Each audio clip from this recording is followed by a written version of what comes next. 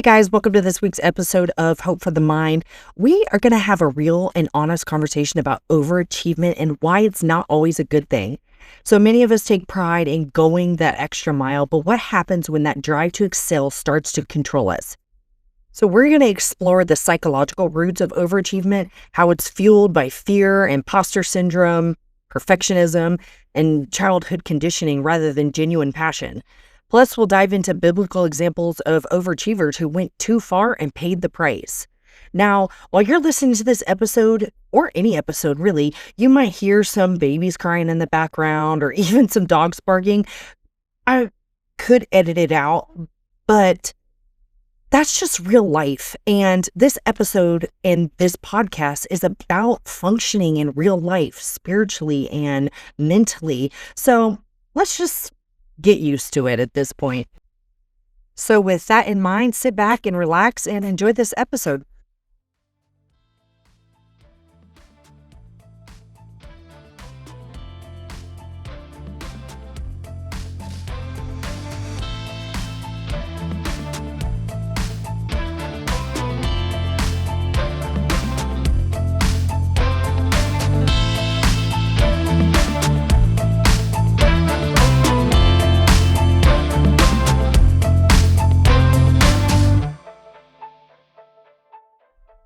I just want to start this off by telling you and letting you know that I am the textbook definition of a perfectionist and a chronic overachiever. It may not look like it to other people, but that's because I am so much of a perfectionist that I won't even show a project or an idea to anyone, including my family, until I've absolutely planned it out and perfected it to a T. And very often, I never do present it because I can never get it to meet my unrealistic expectations. It shows in so many aspects of my life. If I'm writing on pen and paper and I mess up with the tiniest bit, I will rip the whole page out and completely start over. Now, right now, I'm not currently working, but at my last job, one of my tasks was to file that day's papers into the patient's chart. And if I found something in that chart that was out of place, I would not be able to rest my mind until I went and reorganized that entire chart. I am also known for just chronically planning and replanning and planning again the same hobby or the same project. This podcast is probably one of very few projects that I have done that I publish imperfectly. And I'm sure that it shows, but I am slowly learning to start things and get better as I go, or else I just never start them. Now, those things are more along the lines of perfectionism, but when it comes to overachieving, I will be asked to copy some papers and stick them on the shelf. But I can never just do that. I will copy those papers and put them in alphabetical order and then put them on the shelf. Just recently, when having a conversation with my husband about my job working in the ER several years ago, and I was talking to him about how far of a walk it was from my desks to certain rooms, and in my mind, it wasn't good enough to just explain it to him. I literally got online and drew up a floor plan so he could get a visual of what I meant as I told him my stories. He was baffled at the fact that I created him a floor plan just to tell a story. In the little bit of dabbling I've done in graphic design, I often can't make a design and just call it done. As soon as I start creating, I start thinking of a million other cohesive pieces to turn it into a whole collection of designs. If I make a business card design, I feel the need to make a visual email signature and perhaps some social media designs to go along with it and various other cohesive pieces, when all I was supposed to do was make a business card. When I go to study the Bible and read the Bible, I tend to start with a specific character or a specific story or a book and chapter, and it often ends up leading into a 12-week extensive written Bible study that I usually end up getting overwhelmed with. When I make a to-do list for myself so that I don't forget anything, I'll start out with 4 to 5 tasks, but by the time I'm done writing my list, I've pretty much got a 23-page editorial piece on household tasks and mother to-do.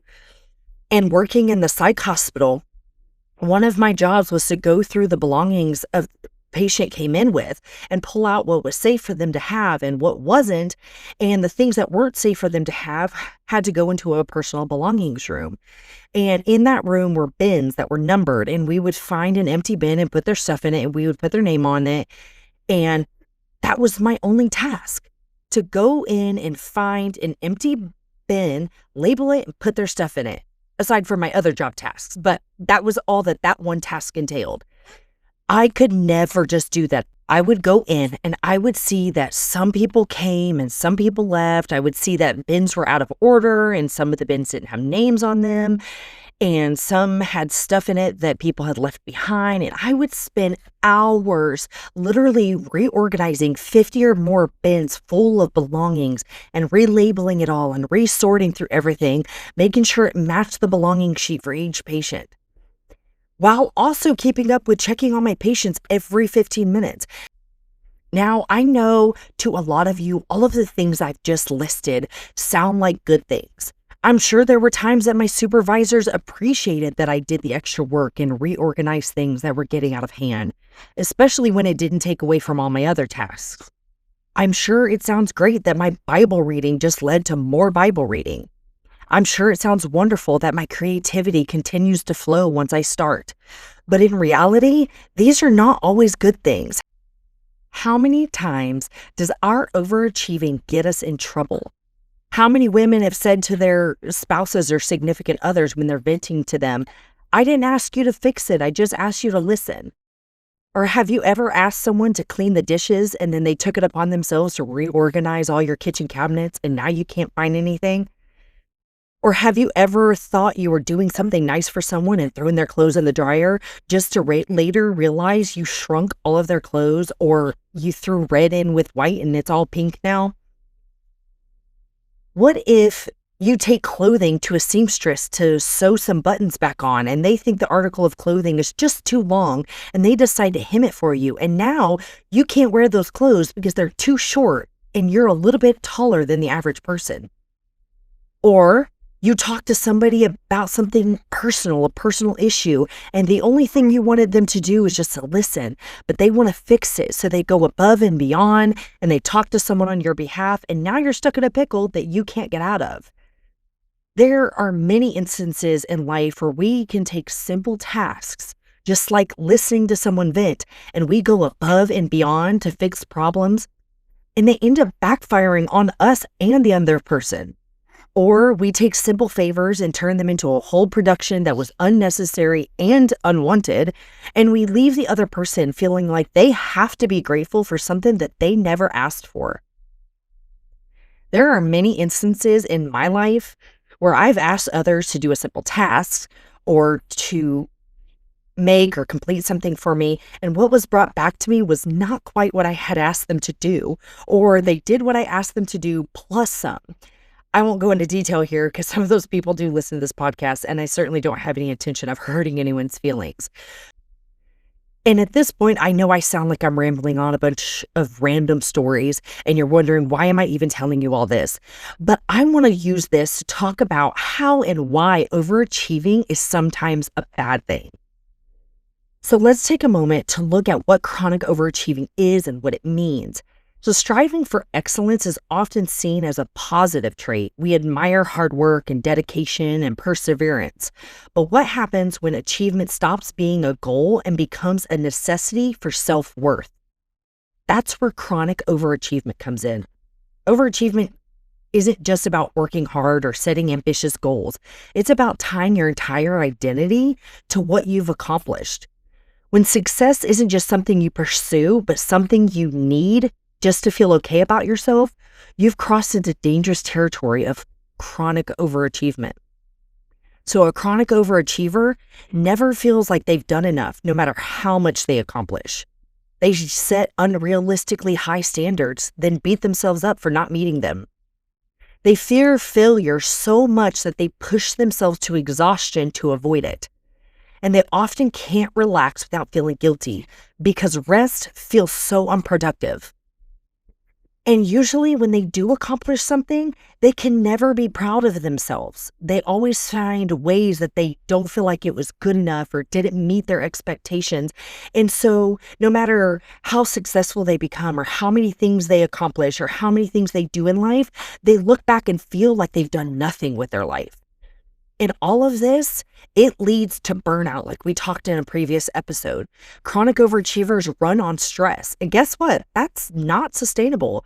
Burnout doesn't just make you tired, it makes you feel anxious and depressed, and your physical health suffers. It kills joy. When your worth is tied to achievement, you can't enjoy your success.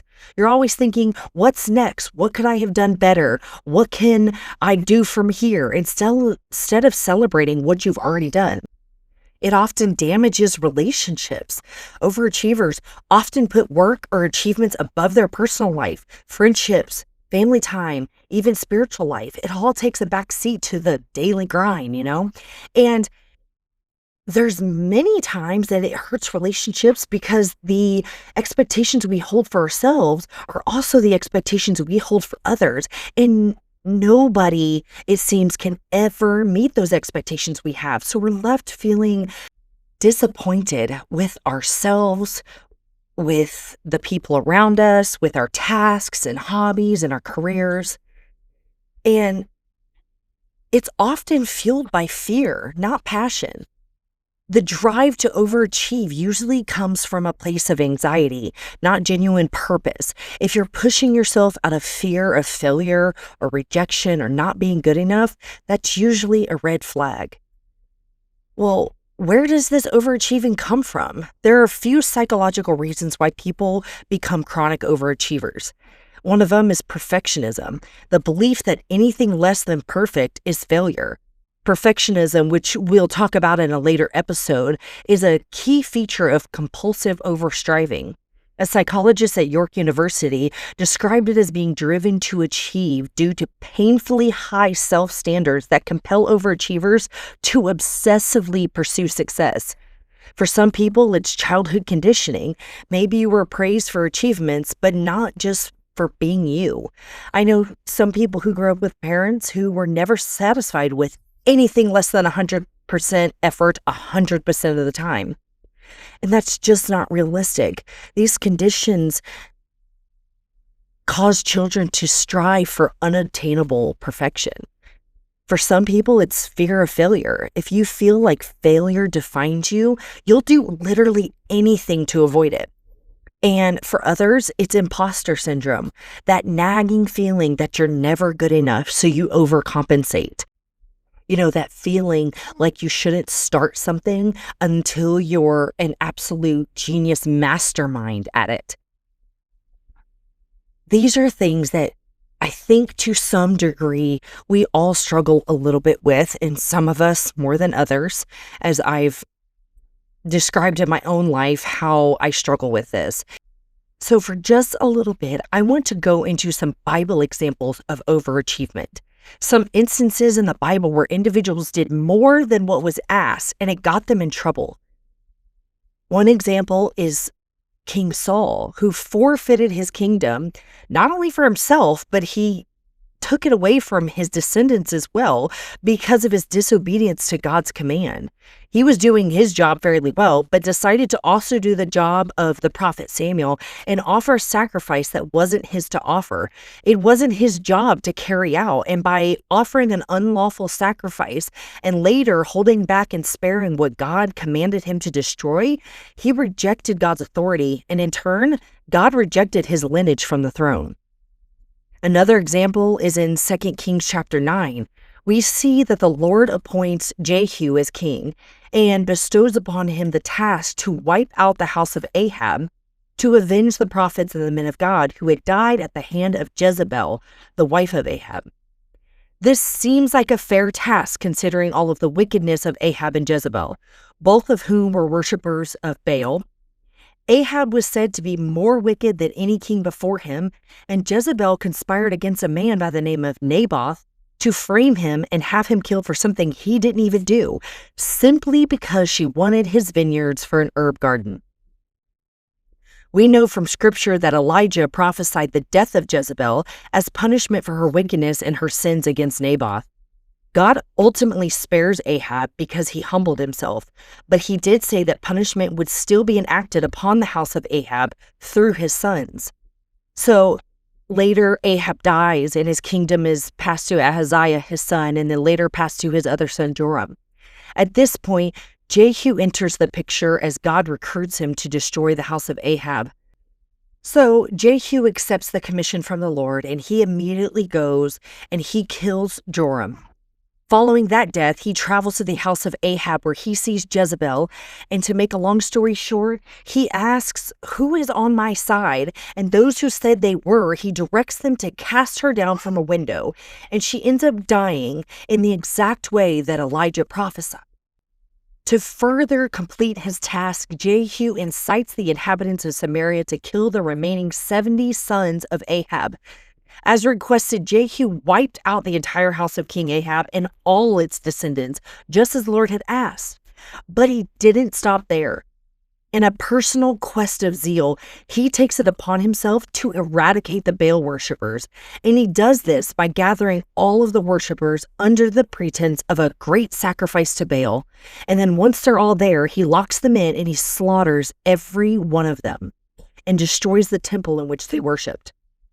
Despite his initial passion and enthusiasm and that fire in his soul to do the Lord's work, somewhere along the way, he's lost his purpose. In his zeal, he thought it a good idea to overachieve. He looked for ways to go above and beyond. He didn't stop at just the task the Lord had imparted unto him. He didn't stop at just wiping out the house of Ahab. He moved on into territory that God never asked him to be in. He wiped out the Baal worshippers, and as his goal turned from serving God into serving his own ambition and his own goals and his own dreams, he let things creep in that should have never been there. We see that in scripture when he chooses to allow the golden calves to remain.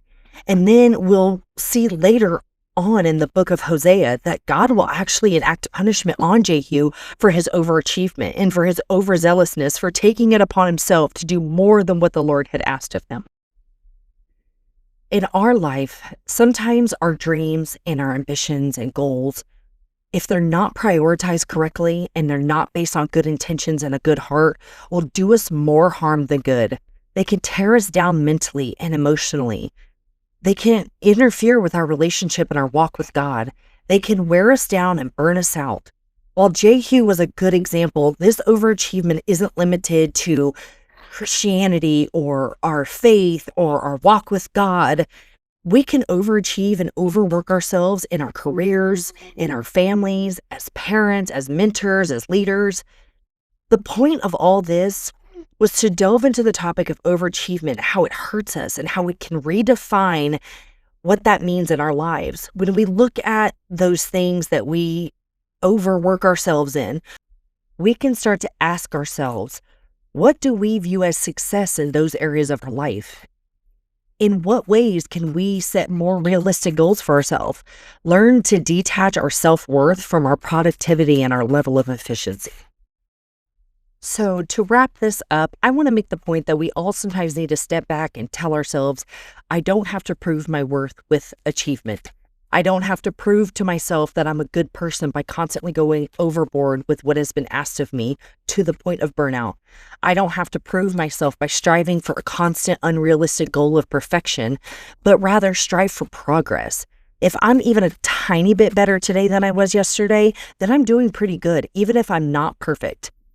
Now, godly perfection like Job had is a totally different discussion for another time.